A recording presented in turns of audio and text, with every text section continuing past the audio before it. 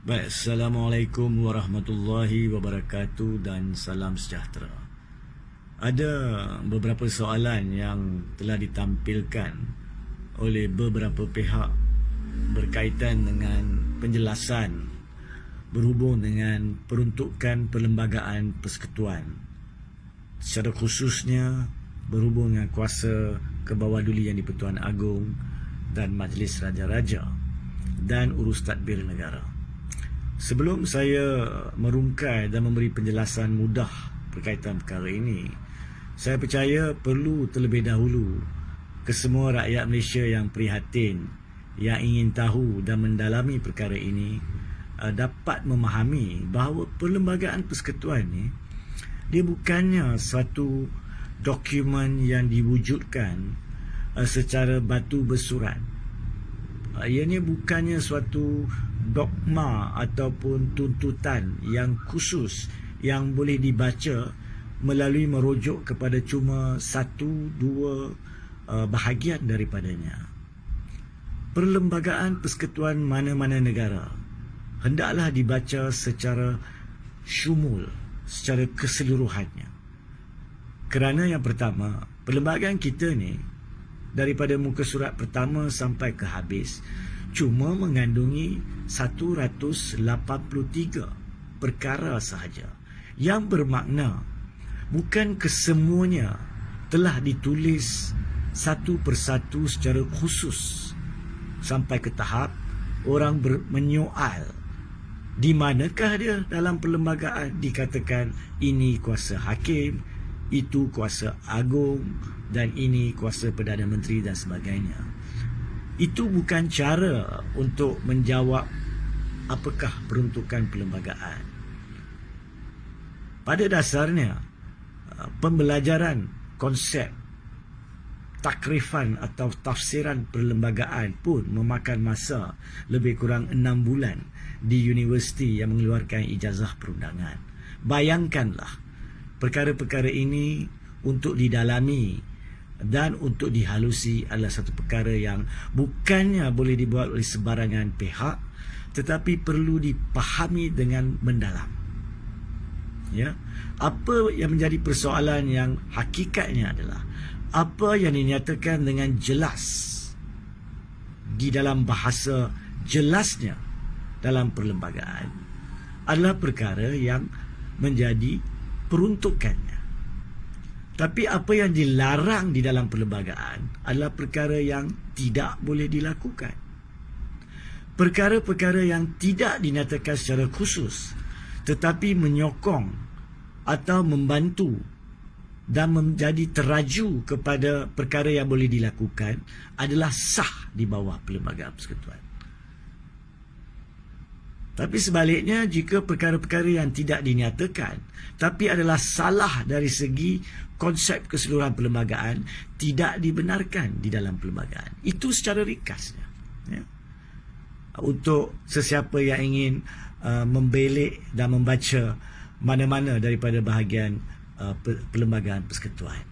Yang keduanya, ya, dari sudut perlembagaan Malaysia pula, perlembagaan persekutuan kita ini, kita kena faham, ramai juga yang berpendapat, secara khususnya para akademik dan para peguam yang datangnya daripada umur mungkin 60 tahun ke atas, secara khususnya segolongan besar mereka ini berpendapat bahawa perlembagaan persekutuan kita ini adalah mirror image ataupun image sisi perlembagaan England yang dikatakan perlembagaan Westminster tersebut.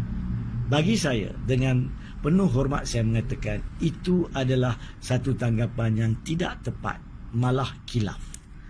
Kerana yang pertamanya, di England tidak ada perlembagaan bertulis. Perlembagaan di England adalah rentetan peristiwa-peristiwa yang berlaku dan perkembangan-perkembangan perundangan daripada keputusan mahkamah dan juga perundangan-perundangan yang diluluskan di Parlimen sejak beratus-ratus tahun dulu. Daripada zaman William the Conqueror sehinggalah perbalahan persaudaraan atau perang-perang kecil saudara di England dengan penukaran raja maka kuasa raja telah pun menjadi suatu kuasa yang telah pun diminimalkan secara tanggungjawab di bawah perlembagaan. Di England sememangnya Raja maupun Queen Elizabeth II sekarang tidak mempunyai kuasa perlembagaan secara khusus, melainkan kuasa-kuasa simbolik.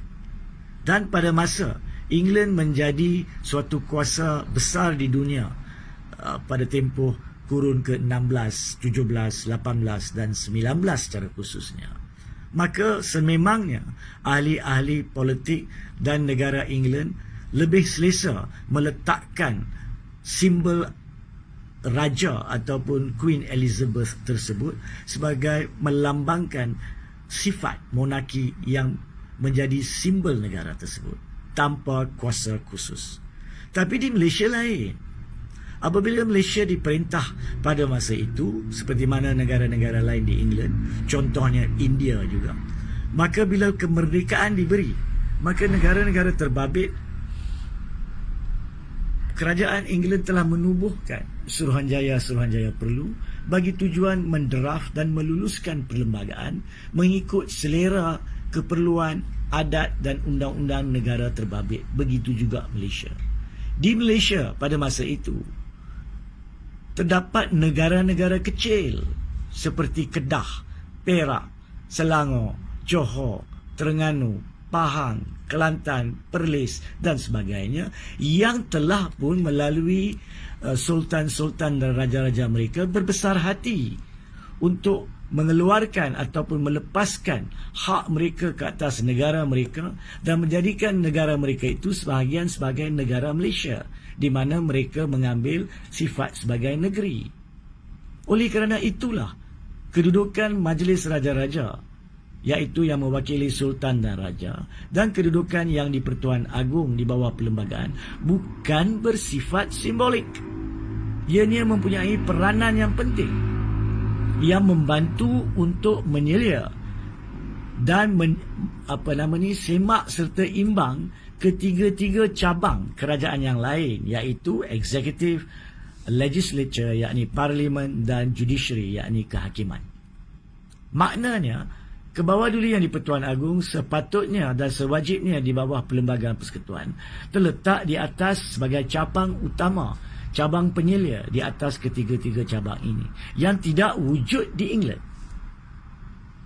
Begitu juga apabila mana-mana cabang daripada tiga-tiga yang disentuh tadi dipercayai telah melanggar ataupun lari daripada kuasa yang dibenarkan di bawah perlembagaan maupun menyalahgunakan kuasa di bawah perlembagaan, semestinya lah Kebawah-Duli yang di Pertuan Agong mesti mempergunakan, yakni menggunakan kuasa yang ada dalam perlembagaan untuk memperbetulkan perkara itu melalui penyeliaannya. Yang ketiganya, jangan kita lupa, di Malaysia pada awal tahun 90-an, melalui pindaan yang dibuat kepada perlembagaan, kuasa mutlak ataupun kekebalan di Raja dan Agong telah pun dibuang secara pindaan perlembagaan, dan sekarang ini Kebawah-Duli yang di Pertuan Agong, sultan-sultan dan raja-raja, jika didapati menyalahgunakan kuasa mereka sekalipun, boleh bawa ke mahkamah. Maknanya monark ataupun raja-raja dan sultan-sultan dan yang di Pertuan Agong di Malaysia tidak mempunyai imuniti mutlak. Berbeza dengan England, di mana Maharaninya Queen Elizabeth II maupun raja bakalnya itu mempunyai imuniti mutlak. Perbezaan ini penting. Sebab apa? Sebab di England raja ataupun raninya tidak boleh menyemak atau mengimbang tiga-tiga cabang lain, sebab mereka tidak boleh disemak, tidak boleh diimbang, sebab mereka imun, kebal, mutlak. Tapi di Malaysia, dengan hilangnya kekebalan mutlak tersebut, maka Kebawah-Duli yang di Pertuan Agong, sultan-sultan dan raja-raja boleh disemak dan diimbang. Oleh kerana itulah mereka mempunyai kuasa.